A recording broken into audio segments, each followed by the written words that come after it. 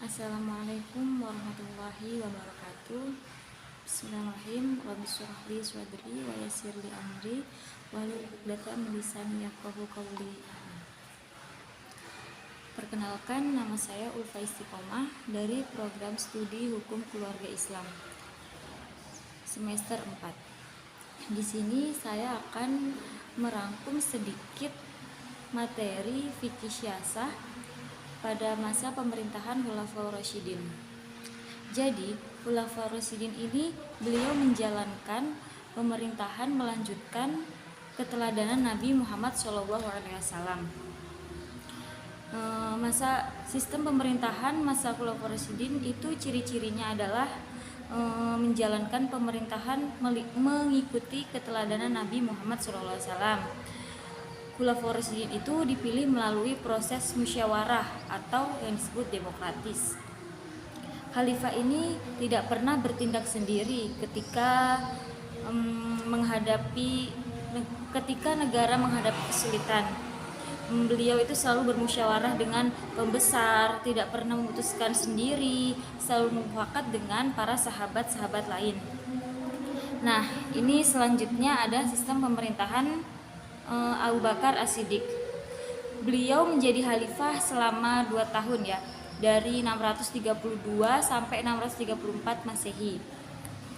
Meskipun masa pemerintahannya sangat singkat, namun beliau berhasil menyelesaikan berbagai persoalan dalam negeri seperti mengirim pasukan bersama, perang Ridha atau perang melawan kemurtadan.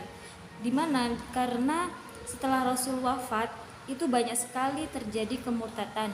Ya, nah inilah yang dilakukan oleh Abu Bakar. Beliau perang melawan murtadnya umat melalui perang Ridho ini. Selanjutnya pengumpulan lembar Al-Quran, pengaturan negara. Berikut adalah kebijakan dan kebijaksanaan yang dilakukan oleh Abu Bakar ketika menjadi khalifah. Yang pertama, dalam bidang politik. Dalam menjalankan kekuasaan Islam, Abu Bakar bersifat sentral. Dalam hal ini, kekuasaan eksekutif, legislatif, dan yudikatif berada di tangan khalifah. Meskipun demikian, dalam menentukan dan memutuskan suatu masalah, Abu Bakar selalu mengajak sahabat untuk bermusyawarah. Yang kedua ada pertahanan dan keamanan, yaitu mengorganisasikan pasukan-pasukan yang ada untuk mempertahankan eksistensi keagamaan dan pemerintahan. Pasukan itu disebarkan untuk memelihara stabilitas di dalam maupun di luar negeri. Di antara panglima yang ditunjuk adalah Khalid bin Walid, Musanna bin Harisah, Amr bin As, Zaid bin Sufyan, dan lain-lain. Yang ketiga ada bidang ekonomi. Kebijakan umum di bidang ekonomi Abu Bakar menerapkan praktik akad-akad perdagangan yang sesuai dengan prinsip yang diajarkan Islam dan mencegah hukum memerangi mereka yang tidak mau membayar zakat.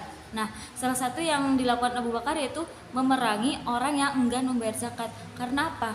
Zakat itu ya udah kewajiban Islam, jadi tuh kalau misalnya nggak bayar ya pokoknya harus bayar. Selanjutnya pada masa Umar bin Khattab, yaitu cukup lama sih, lumayan, yaitu 10 tahun, 634 sampai 644 Masehi. Umar bin Khattab adalah salah satu sahabat Nabi dan khalifah kedua setelah wafatnya Abu Bakar. Nah, kebijakan Umar dalam pembaruan ini di antara banyak administrasi pemerintahan yang diperbaiki di antaranya pembagian provinsi. Jadi tadinya yang tidak ada provinsi-provinsi untuk mempermudah administrasi pemerintahan, maka dibentuklah 8 provinsi. Ada provinsi Mekah, Madinah, Syria, Jazirah, Basrah, Kufah, Palestina, dan Mesir. Nah, kemudian di masa Umar juga didirikan beberapa departemen. Departemen ini juga untuk membantu khalifah, dan kemudian ada pembayaran gaji dan pajak tanah ini mulai diaturkan dan diterbitkan. Kemudian, lembaga pengadilan ini didirikan untuk memisahkan lembaga yudikatif dan lembaga eksekutif. Untuk menjaga keamanan dan ketertiban, mulai ada jawatan kepolisian. Ya, jadi untuk mengatur keamanan. Karena kalau masyarakat ini tidak dibuat aturan, kemudian tidak dikasih petugasnya, maka akan terjadi masalah-masalah keamanan. Nah, untuk menciptakan suasana yang aman, suasana yang kondusif untuk menciptakan suasana yang aman, suasana yang kondusif adalah jawatan kepolisian. Jawatan pekerjaan umum juga diadakan, kayak membangun jalan, membangun fasilitas umum. Ini dikerjakan oleh jawatan pekerjaan umum pada masa Umar. Kemudian mendirikan Baitul Mal, mengatur keuangan, menjaga kestabilan ekonomi, kemudian menciptakan tahun Hijriyah. Nah, itu tadi masa pemerintahan Umar bin Khattab. Selanjutnya masa Utsman bin Affan, yaitu cukup lama ya. Kalau yang ini pemerintahan Utsman bin Affan itu cukup lama, yaitu selama 12 tahun, 644 sampai 655 Masehi.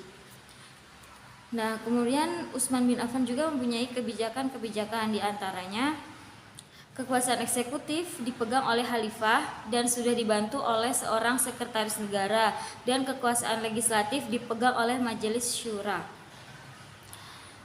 Kemudian dalam operasional administrasi, pemerintahan di daerah Utsman mempercayakannya kepada seorang gubernur. Jadi masa gubernur itu juga udah ada dari masa-masa sebelum Utsman. Jadi gubernur itu sudah ada.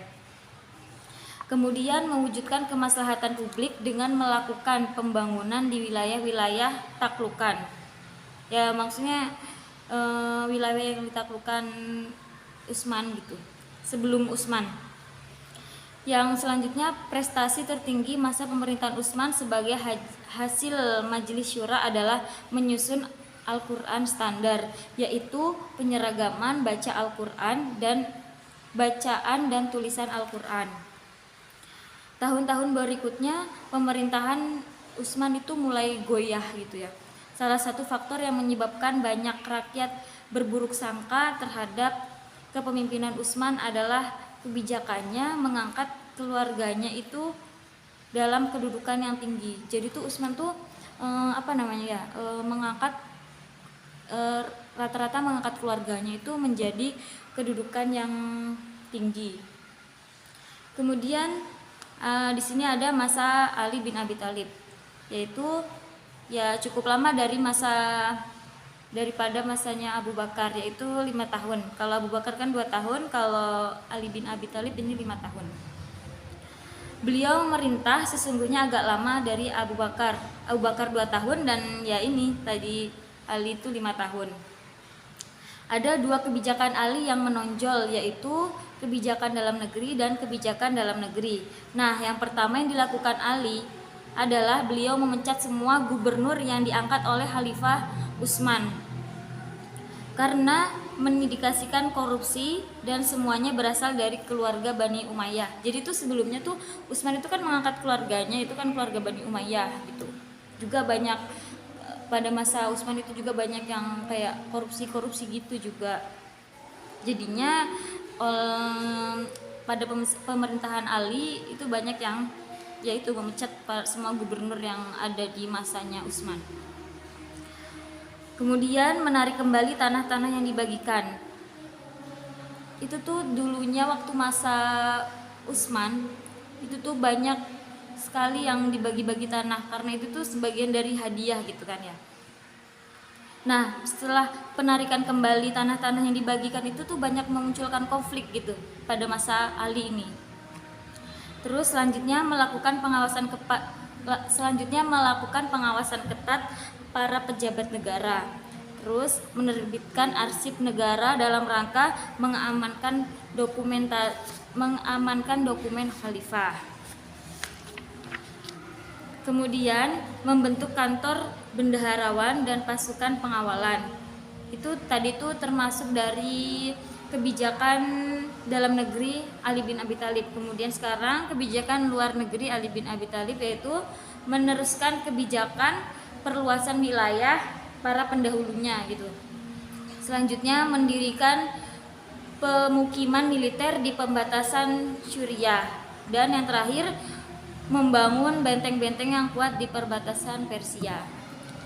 Mungkin itu saja yang dapat saya sampaikan pada materi fikih siasa dengan tema masa pemerintahan pada masa Khulafaur Rasyidin. Kurang lebihnya saya mohon maaf. Billahi taufik wal hidayah. Wassalamualaikum warahmatullahi wabarakatuh.